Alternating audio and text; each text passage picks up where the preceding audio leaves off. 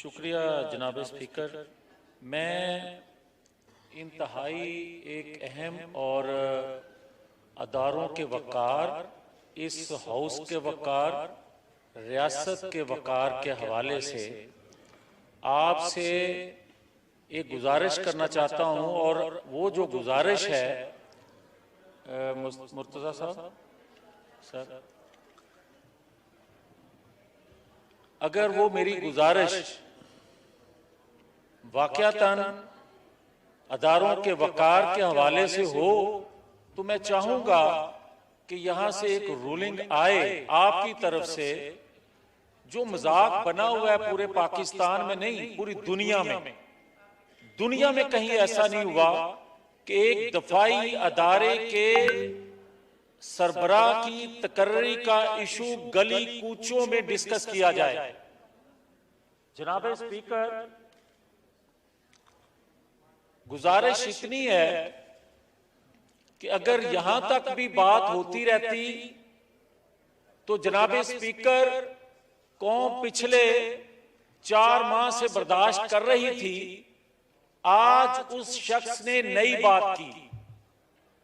उसने कहा हमारी फोर्सेस आजाद नहीं हैं। तो फिर हमें बताया जाए कि 4 साल इक्तदार में रहते हुए जो वो बातें कर रहा था और आज भी इक्तदार से निकलने के बाद वही बातें कर रहा है। और 4 सालों में अगर उसने कर्जे नहीं लिए थे, जो आज बात कर रहा है कि कर्जे वापस कैसे करेंगे, तो उस वक्त उसको सोचना चाहिए था। उस वक्त महंगाई जो थी, उस वक्त जो मईशत से खेल रहा था, उस वक्त दिफाई पॉलिसी जो बना रहा था, खारजा पॉलिसी जो बना रहा था, दाखिला पॉलिसी जो बना रहा था, उस पे उस वक्त भी लब कुशाई करता, कोई अमलन काम करता तो लोग समझते जो आज रोना रो रहा है शायद ये दुरुस्त है। मगर जनाब स्पीकर, उसने यहां इसी जगह खड़े होकर कहा था कि हमारे अदारों ने पाकिस्तानियों को गैर मुल्कियों के सामने भारी कीमत पर बेचा। वो तो चीफ एग्जीक्यूटिव थे जब ये बात कर रहे थे। तो क्या उस वक्त उनको कोई कमेटी या कोई एक्शन लेना चाहिए था? और आज जो बात कर रहे हैं वो कह रहे हैं कि जनाब एक सजा याफ्ता शख्स जो है उससे मुशावरत की जा रही है दफाई अदारे के सरबराह के हवाले से।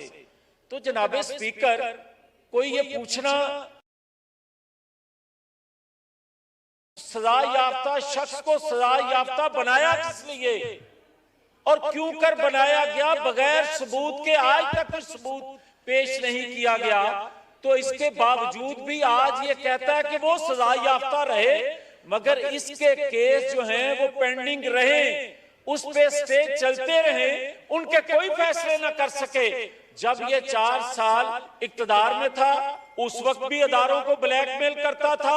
अदारों के सरबराह जो थे उनकी कमजोरियों को उजागर करके अपनी मर्जी के फैसले लेता था, जिसमें नैब के चेयरमैन भी शामिल हैं उस वक्त के। मगर आज भी जो उसने वतीरा बनाया हुआ है, वो कहता है कि जनाब मुझे 4 गोलियां लगी या 50 गोलियां लगी, अल्लाह ने तुम्हें महफूज किया, अल्लाह तुम्हें महफूज रखे, मुझे मेरी ख्वाहिश है तुम्हें एक गोली भी ना लगे।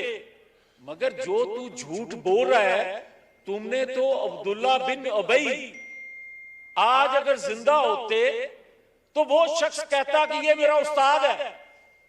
ये इस तरह के रोज झूठ बोलता है कि आज फिर इसने जो बात की है अदारों के हवाले से। जनाब स्पीकर, ये कौम एक खुददार कौम है, जिंदा कौम है, मगर ये अपने अदारों के मुतल्लिक ये बात बर्दाश्त नहीं कर सकती कि जो ये कहता है कि हमारे अदारे आजाद नहीं हैं। अगर अदारे आजाद नहीं हैं तो 4 साल फिर मुंह में जुबान नहीं थी तुम्हारे, और अगर जुबान थी तो उस वक्त बोलता क्यों नहीं था?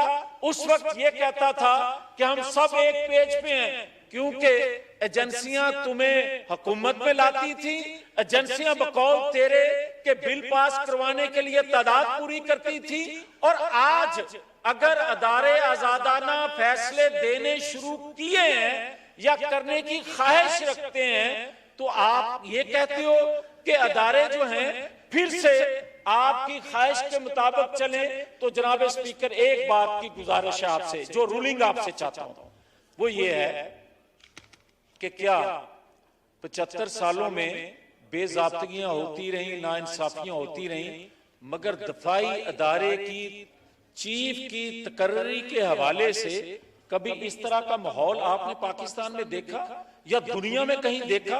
और क्या आज जो वो बात कर रहा है कि एक हमारा दफाई अदारा आजाद नहीं है, तो फिर मुझे तो फिक्र इस बात की है कि हम न्यूक्लियर प्रोग्राम रखते हैं, हम एटमी कुव्वत हैं, फिर क्या ये तो उनके हाथों में है।